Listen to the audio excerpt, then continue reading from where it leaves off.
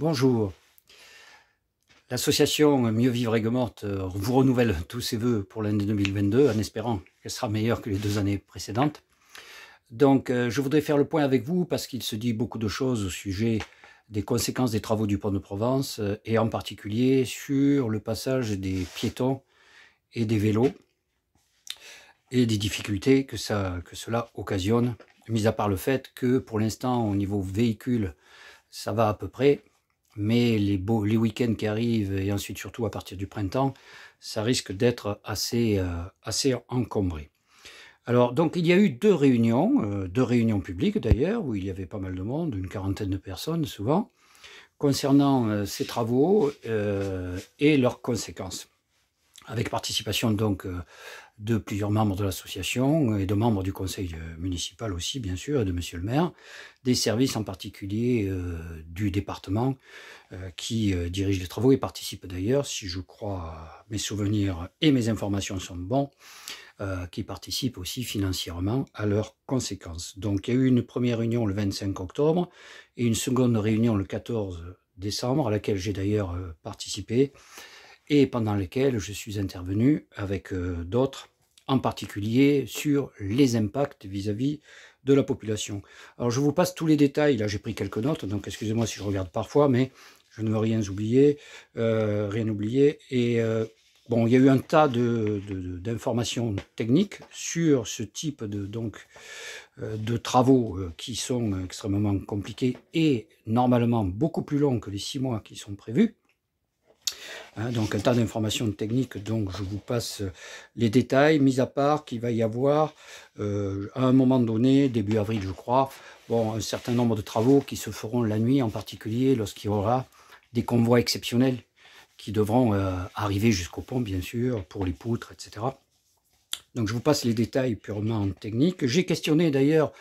l'un des membres du département, représentant le département, sur le fait que est-ce qu'ils avaient au moins déjà tenu ce type de délai assez difficile à tenir au regard des contraintes prévues et de celles éventuellement non prévues en 6 mois au lieu de, comme le dit monsieur le maire, 2 ans et demi.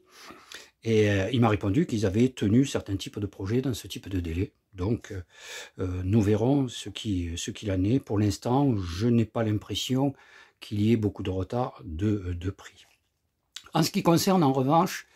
la question des habitants, parce que bon, il y a quand même des gens qui vivent, en particulier dans le quartier de la Gare, qui va être, et qui est d'ailleurs en ce moment, très, très isolé, mis à part la navette routière, qui d'ailleurs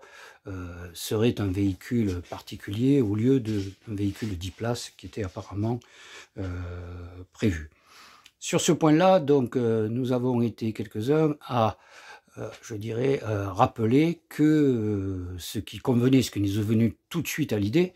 était l'utilisation du pont ferroviaire en position ferroviaire, c'est-à-dire avec le fameux passage possible de piétons et de cyclistes à pied. Car aujourd'hui, ils peinent beaucoup, en particulier des cyclistes. Il y a eu plusieurs témoignages sur les réseaux sociaux qui mettent jusqu'à 1 heure, et parfois très tôt le matin, si ce n'est dans la nuit, comme certaines personnes qui travaillent chez Nicolin par exemple, qui mettent 1 heure pour rejoindre à vélo à travers le parcours de déviation qui est prévu, puisque les vélos n'ont pas le droit normalement de circuler sur la voie rapide, en faisant, je dirais, le passage par le Flamand. Et pour les personnes, donc pour les piétons, au regard des horaires actuels, je dirais de la navette, eh bien c'est aussi très difficile. Les commerçants d'ailleurs s'en plaignent parce qu'ils ont perdu pas mal de clients, en particulier côté personnes âgées. Alors sur le sujet qui est un sujet un peu de polémique, mais enfin bon, il faut regarder plus ce qui va se passer dans les prochaines semaines que ce qui s'est passé depuis. Effectivement, il y a la fameuse question de la réparation du quai, dit quai du commerce. Là où vous savez, en bout, côté Grau-du-Roi du pont ferroviaire, il y a une péniche avec un commerçant qui fait la restauration de coquillages, etc. Et en fait, renseignement pris, il y aurait une cavité de 60 à 70 cm qui pose problème et qui fait que ça fait un cône d'effondrement et qui donc a fait en sorte que monsieur le maire a été obligé d'interdire la circulation piéton. Les réparations étaient d'ailleurs, ce qui m'a un peu surpris, les réparations étaient prévues pratiquement depuis le mois de mai et repoussées tous les 3 mois. Je pense en avoir maintenant à peu près l'intuition, si ce n'est la conviction du problème. C'est que on a là en fait 3 principaux services ou collectivités ou services publics ou entreprises concernées, à savoir la SNCF d'un côté, qui estime qu'au jour d'aujourd'hui, la circulation des trains n'est pas mise en danger par le problème du quai, mais qui est concerné évidemment par le pont ferroviaire, sur laquelle en particulier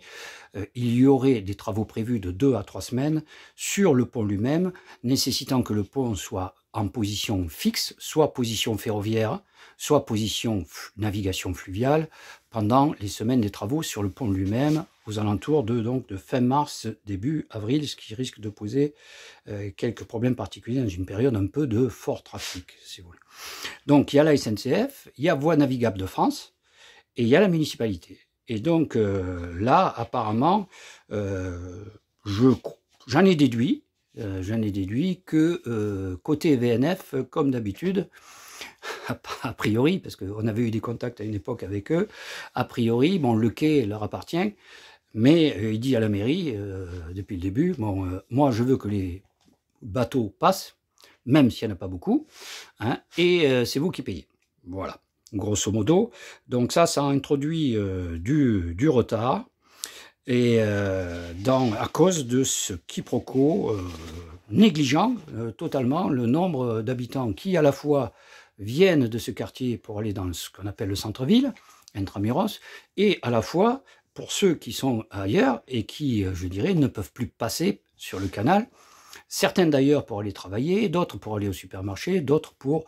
je dirais, voir des personnes de la famille ou autres qui sont dans le quartier de la gare. Alors, au jour d'aujourd'hui, où en sommes-nous? Donc, d'après mes informations relativement autorisées, il y a enfin eu des contacts entre VNF, SNCF et Voies navigables de France pour aboutir à une solution, hein, qui nécessiterait que la SNCF accepte que le pont ferroviaire soit beaucoup plus souvent en position ferroviaire que pour la simple nécessité du passage des trains, hein, que la mairie donc est prête, monsieur le maire d'ailleurs en a parlé, et je pense, du moins j'espère, que je dirais ça a commencé déjà à se réaliser, de faire plutôt en régie les travaux pour faire une passerelle, construire une passerelle qui permettrait de passer en sécurité au-dessus du passage qui est aujourd'hui estimé dangereux sur le quai du commerce, et VNF qui serait d'accord sous réserve que la navigation fluviale soit préservée, ce qui d'ailleurs, entre guillemets, pour les anciens aigues-mortées comme moi qui suis né ici, eh bien nous avons connu des décennies où le pont ferroviaire était toujours en position ferroviaire, et les pontiers, entre guillemets, SNCF, y compris, ouvraient le pont à la demande. Au jour d'aujourd'hui, on partirait plutôt vers des plages horaires qui permettraient aux piétons, en début de matinée, sur la période de midi et sur la fin d'après-midi, de 2 ou 3 heures, qui permettrait aux piétons et aux cyclistes à pied de passer sur le pont en position ferroviaire, en espérant que, ce qui nous semble assez normal, à partir du moment où les pontiers sont là, qu'on pourrait élargir ces plages horaires de manière à ce que, je dirais, les gens qui sont à pied et qui n'ont pas de véhicule automobile, les gens qui sont en vélo ne passent pas des heures, soit attendant la navette qui mettra énormément de temps au moment des week-ends et au moment des vacances scolaires. Espérons d'ailleurs que les travaux seront réalisés réellement fin juin, sinon en juillet ça va être une drôle de fiesta, hein, on ira plus vite à pied qu'en véhicule, hein, et donc espérons que cette formule-là conviendra à tout le monde à partir du moment où il n'y a aucune raison technique, hein, et beaucoup de raisons humaines pour que le pont soit maintenu le plus en position ferroviaire et que cette passerelle, je dirais, permettant le passage des piétons, soit exécutée le plus rapidement possible. Il y a en revanche là effectivement une question économique qui nous concerne tous, puisque ça concerne l'argent de nos impôts avec la municipalité, hein, qui est la question de qui paye. Et normalement, à partir du moment où en particulier une situation de danger, qui peut être grave et imminent, c'est au propriétaire de régler. Il faudra peut-être d'ailleurs que, si possible, nous sommes volontaires pour aider la mairie à manifester et exiger cette demande